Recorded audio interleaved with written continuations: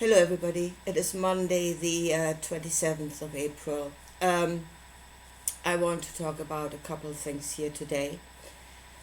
I want to talk about us being trapped in the five senses, in the physical body, and I want to talk about the power of belief. And it is really a response to David Icke, to the one-liners he's coming out with, which, by the way, is propaganda. Yeah? Make a simple statement, a simple short statement, repeat it endlessly, and make it a reality in the mind of the people. That is the planting of a seed. That is building in the mind of the people a structure that they think they are in, that they believe. They believe on that. They believe that is what is happening. So, and here is, again, I'm not actually going up against David Icke fully, I don't, because I think he's extremely good at some things, yeah? He's extremely good at seeing the connections between people, to see the web that is in this world, the cult, what he calls the cult. He's very good at seeing that, yeah? But it is really, again, the biblical wheat and tares that we have to separate, where we should not swallow blindly everything just because the prophet is saying it, but to have discernment, because somebody has definitely sown tares amongst the wheat here. Half lies, half truth. What is what? What should we listen to? What shouldn't we? That is discernment, and that is something we need to do all the time, because in the end, like say, it said the enemy is sowing the tares amongst the wheat. See, the enemy does not destroy the wheat. That's the thing, it doesn't. It allows it to grow. But it is the tares amongst it that will put you on the wrong path. So two one-liners that David Icke is constantly repeating at the moment, again, making it a reality in the mind of his followers. One is the 5 cents prison that I want to talk about. But let's talk about the first one first, and that is the power of belief, and that is where he says they don't care what you believe as long as you believe it rigidly. That is his newest one-liner. Again, endlessly repeated. Everywhere I watch him, everywhere I listen to him, that line comes up repeatedly. And again, it is a repeated line that will stick in the mind of the people. He may say lots of other things at the time, but it is that one line that is reinforced and reinforced and reinforced that will then again create a structure of what it is you are and what it is you're in. Let me just say before I go on this, I don't think David Icke is doing this consciously. That's another thing I want to make very clear. I don't think he's doing this purposely and consciously. Again, David Icke is conscious of many things, and he's actually very good at that. But I think there are many levels where he's deeply unconscious. Right, now let's go to the religion bit. They don't care what you believe as long as you believe it, which is actually not true. Because I can see what is allowed to be believed in this world, and I see the structure in the belief, and the structure is the important thing. It doesn't matter what you build around that structure as long as the structure is inside of it. Let's say it like that. Let me show you this. The structure that is inside all of the beliefs is the hierarchy structure. And that is what you must believe in, and that is what you must see, and that is what you must see as reality. The only possible reality. The hierarchy structure, and it is in everything that is allowed to be believed. It is most definitely in the Abrahamic religions. Christianity, Judaism, and Islam. In a way, it is in the UFO crowd. There's another thing that is allowed. You're allowed to believe that. As long as you believe that they are so much greater than us, that they are somehow above us, that they have more knowledge than us, or they are more empathetic than us, or they are all around greater beings than us, as long as you see yourself at the bottom of the pyramid and them above, you are allowed to believe that, because the hierarchy structure is inside of the UFO belief. For many it is. And I would say maybe for some, not all, but for some, I think this UFO belief might be the wrong word, because I do believe they exist, but how you see them, yeah? For many in the crowd, how they see the UFOs or the UFO phenomenon or beings from other worlds is actually dangerously close to worship. Dangerously close to worship. So again, it doesn't matter what you wrap around the structure, as long as the structure is inside of it. New Agers. Oh, absolutely. That is allowed. That's allowed to go forward. You are allowed to believe that rigidly. Why? Because there's a hierarchy structure. The creator at the top, it's now the creator, no longer God, it's the creator itself at the top, and we're all puppets on a string. There's an authority at the top that is directing the affairs of man. Yeah? And again, you are very much at the bottom of the pyramid. Again, you're allowed to believe that. And that is where whatever they're going to build next doesn't matter. I don't think that has been decided yet. That's what we're fighting about. We're actually fighting around what picture we're going to wrap around the pyramid structure. Yeah, but we'll go from one slavery into the next. Unless we completely change our perception of what we are and what we're in. We are not in a pyramid system. Well, we are in a pyramid system. We shouldn't be in a pyramid system. There is another possibility where there is no hierarchy of command, where not everything has to go up the pyramid to serve the Creator, serve God, serve the mighty, serve the King, make him happy and glorious, long to rule over us. Yeah, hello. There is a different way. Again, a way that Jesus actually showed, but I don't want to go there today, but there is a different way.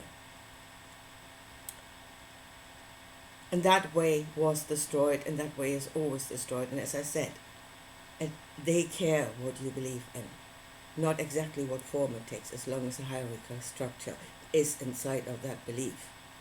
You're free to go with it. Wrap it up in whatever you like. Yeah? As long as the structure is inside of it. So that's the first thing. Yes, they do care what you believe. Absolutely they do. And so should you. You should examine what it is you believe.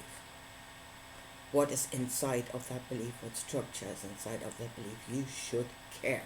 And you should tear that structure down.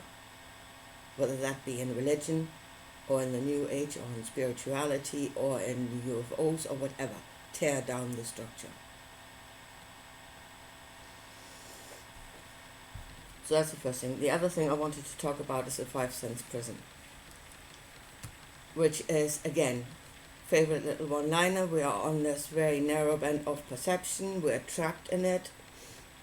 We can get no further. We know nothing. We are in darkness. We need to expand into infinity and beyond, preferably. Missing the point completely. Right. Trapped in the body, and I hear so many saying it. Yeah? they're talking about feeling, they're talking about experience, and they're saying it's all of the body, which most of it is actually not. And where you really, again, must make the distinction of what it is you're actually feeling and where it is actually coming from. And most of it does not come from the body. So if you're feeling those other things, already shows that you are not trapped in the body. You're not. What is the body? Again, what are we doing here? To me, again, that is my interpretation. Run with it, don't run with it, have discernment about it, think about it.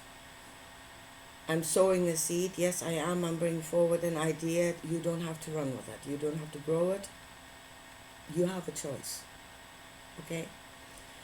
Just to see how I see it, the body is the vehicle for the experience. And the experience is there to make you grow into an expanded state of awareness. This physical experience is there as a tool for learning, for expansion. So, and the physical body is very much a depiction of what you are on a higher plane, as close as carbon can get it. You know? Carbon is limited in what it can depict, but it's trying very hard.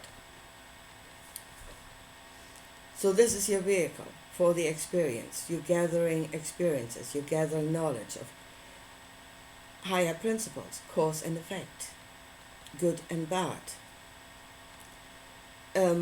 All of those things, you're gathering those experiences, you're gathering knowledge, which should lead to an expansion of your consciousness.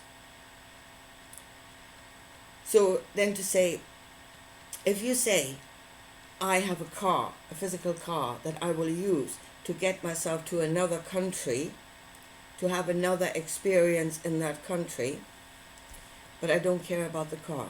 I don't care about the state the car is in. I don't care if the car breaks down. Well, you probably won't get that in if your car breaks down. Or at least your journey will be over. At that point, you would need to buy a new car.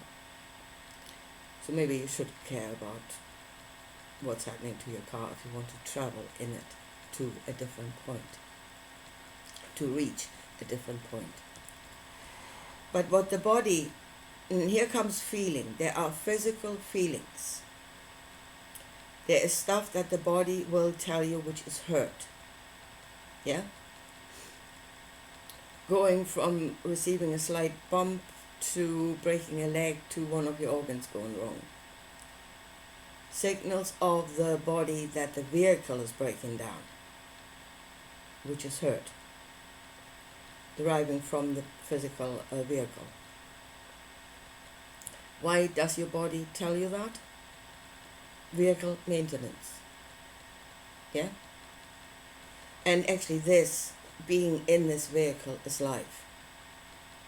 So basically your physical vehicle tells you what is bad for life, for the experience of life, what will destroy the vehicle and therefore the experience of life. This is life. The separation is death. There is another way of existence beyond the separation. I am certain of that. But that is not life. That is a different form of existence. This is life. So the body is the way to life, showing you what will serve life, showing you if you go against life, because you're wrecking your vehicle. So there's one sensation of hurt, but there is a different sensation of hurt that is not of the body, but that is of the soul. And you are already experiencing that. That is an out-of-body experience. The source of that experience is out of the body. that is the other source, which is also you. So you are experiencing it, you are knowing it. Yeah? There are many things that you are experiencing, like intuition, like knowing something before it happens, like, I mean, again, we can go far out in this world, into energy healing, into telepathy, into all these other things. None of them have got anything to do with the body. And those that do it are experiencing a bodily experience, but they're going beyond that. They are not trapped in the five sense experience. They're not. We are not trapped. The problem is what it is we are aware of. That's the first thing. Because let's say if something happens to you that involves a physical pain, somebody hits you. Let's say somebody hits you, just as simple as that, which will involve a physical pain, which means the body is telling you somebody's doing something against me, yeah? Doing something against life. That's the physical pain. At the same time, you will experience a different kind of pain. You have a feeling of injustice. If you're hit by a friend, you're probably deeply hurt on some level. They are not physical. Those levels are not physical. So I hear many saying things that happen to them in relationship with others, with friends, with family. They got hurt, they had a bad experience, and they say that is part of physical life. No, that is not a physical experience. If you have been hurt by words, that is not a physical experience. It's only physical if they physically hit you. Yeah? Anything else is already beyond physical, and you are experiencing it. But as I said, at the moment, when you do get physically hit, you're probably hurting on several levels at the same time. Which level are you aware of? It's really a case of awareness. What are your awareness? Are you aware of the physical hurt? Or are you aware of the other hurt, and then maybe you're mislabeling it as physical when it is not? You've already gone beyond physical.